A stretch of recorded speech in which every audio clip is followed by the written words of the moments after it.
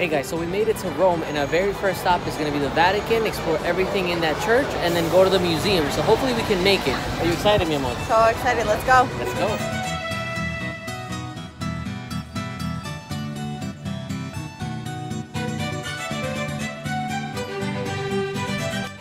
So normally Diego and I would tell you guys a little history about each of the places that we visit, but this is Rome, and everybody goes to Rome, everybody knows a little bit about Rome, and if you don't, when you go there, you certainly will get the history.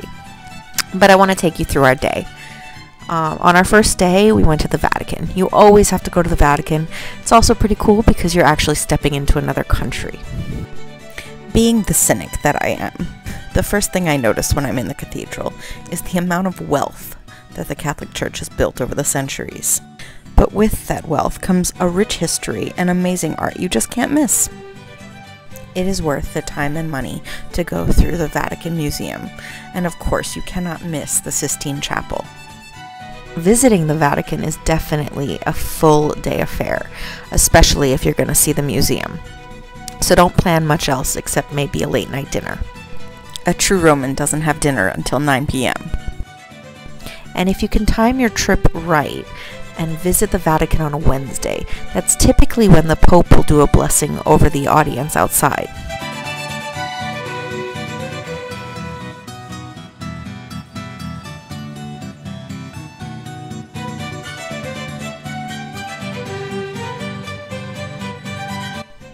A little tip, don't ever buy water in Rome.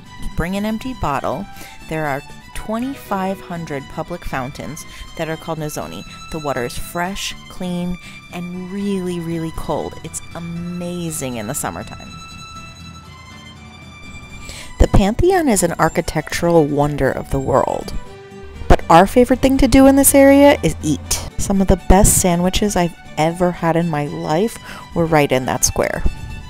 So our advice would be find yourself a little deli, grab yourself a sandwich, get on that line for the Pantheon, and by the time you get to the entrance, you'll have finished a really delicious lunch.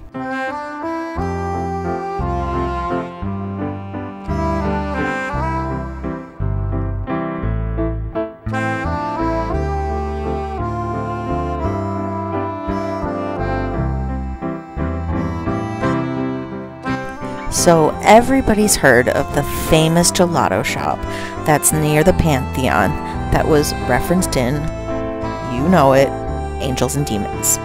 Now don't get us wrong, the gelato there and the desserts are amazing, and of course Diego and I stopped and had some gelato while we visited the Pantheon.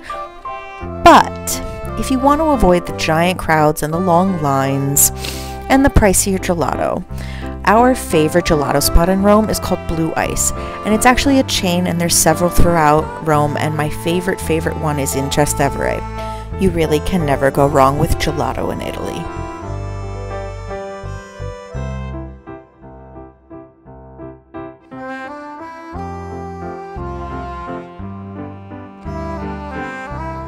Good morning, guys. So we are about to go and explore the Colosseum. You can see it right there. We're also going to explore the Roman Forum, and we are super excited. What do you think, baby? I'm so excited, especially Palatine Hill. Oh, let's go. Let's go. Diego and I almost never pay for tours anywhere we travel.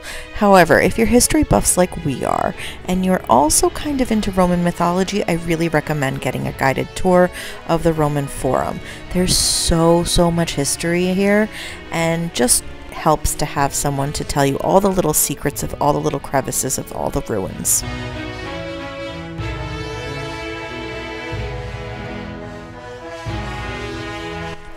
While visiting, Alicia and I almost never took public transportation in Rome, and that's because it's a very walkable city. While exploring the Forum and Rome in general, make sure you wear comfy sneakers because you'll be doing a lot of walking. Walking through the Roman Forum really makes you feel as if you're jumping in a time machine and going back in time. Such history leaves you in awe with every step you take. There's so much to see and take in that even if you spend the whole week here, you'll feel like you need more time.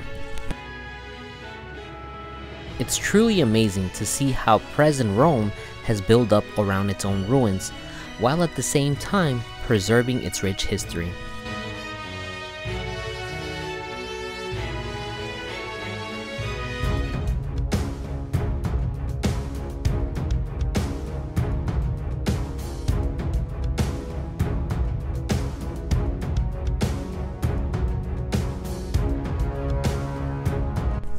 The Colosseum was the one place in all of Italy that I wanted to see the most.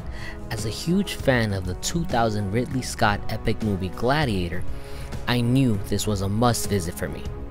This site is one of the most recognizable and stunning landmarks in all of Rome. Its grandiose setting will leave you impressed, and that's a difficult feat in Rome.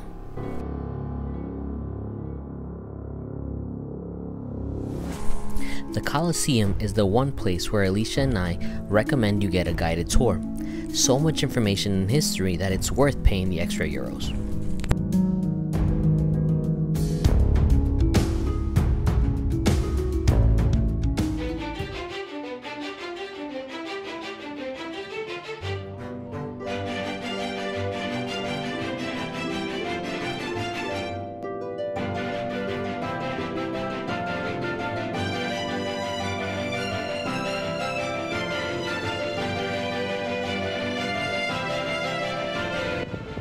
Hey guys, today we are going to keep exploring Rome, and our first stop is going to be Campo dei Fiori, which is a square that used to be a fish market, but now it's just a general market. You'll get fresh fruits and vegetables, cheeses, touristy type markets, and flowers. It's really beautiful. You can also have a cafe, but most of the cafes around Campo dei Fiori are very touristy, but it's a really cool vibe. There's a lot of shopping around the small streets. We're gonna just get lost. Then we're gonna go to the Spanish Steps eventually, but we're gonna see what street leads us where and just get lost in Rome, so come join us. The Campo dei Fiori market comes to life in the morning and is filled with colorful stands selling fruits, veggies, baked delicious goods, local artisanal goods, and Alicia's personal favorite, fresh cheese. While exploring Rome, Alicia and I made sure to grab some fresh squeezed fruit juices and pair them with some delicious croissants, or as the Italians know them, cornettos. There are few things in life better than meeting some friends in the Piazza Navona, getting a cocktail in the afternoon sun as the light hits the monuments just right. Now here's where I'm going to upset a lot of Italians, and probably some European and Americans too. I hate Aperol Spritz, but I understand I'm in the minority. So, if you're one of the many who loves a good Aperol Spritz, Piazza Navona is the place to get it.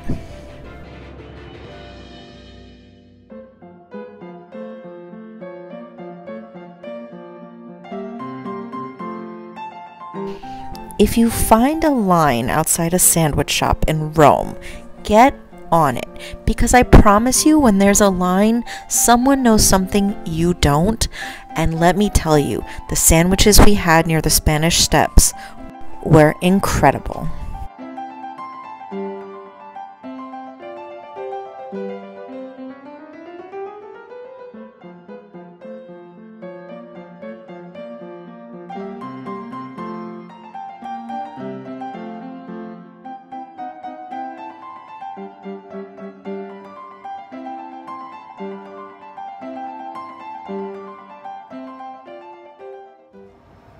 Okay guys, when in Rome, a must-do is all of the monuments at night. Just check out the Colosseum behind us. It is a totally different vibe during the day. There are so many people, crowds and tours, but at night it's all lit up. It's stunning. It's a little quieter, more peaceful. Just do it. Check it out.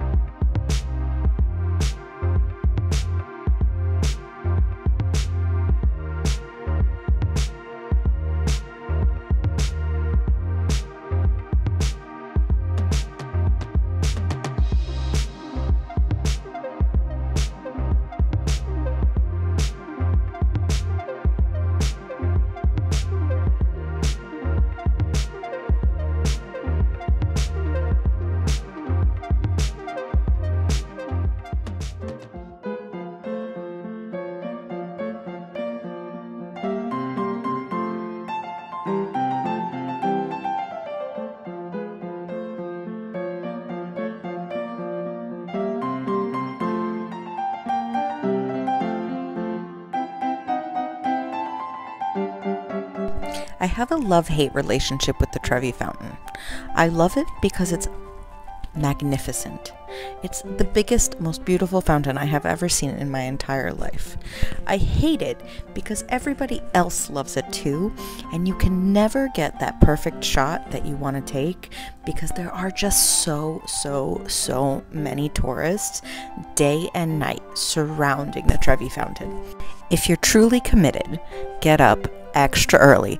I mean like 5 a.m. early to get that beautiful shot and a peaceful scene.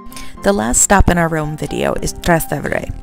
This is my favorite part of Rome, and Diego and I didn't get nearly enough footage, but that's because we just spent so much time enjoying ourselves there, we forgot to film it. You'll just have to take our word for it. Trastevere is the place to be. It is the food mecca of Rome. Trastevere has become one of the hipper neighborhoods of Rome, so you'll definitely find some of the Instagram famous restaurants to try out that serve typical Roman food. But you really can't go wrong with any of the restaurants there. We definitely preferred the little hole in the walls with the delicious homemade pasta and wine. Hope you guys enjoyed our video on Rome. Don't forget to hit the like and subscribe.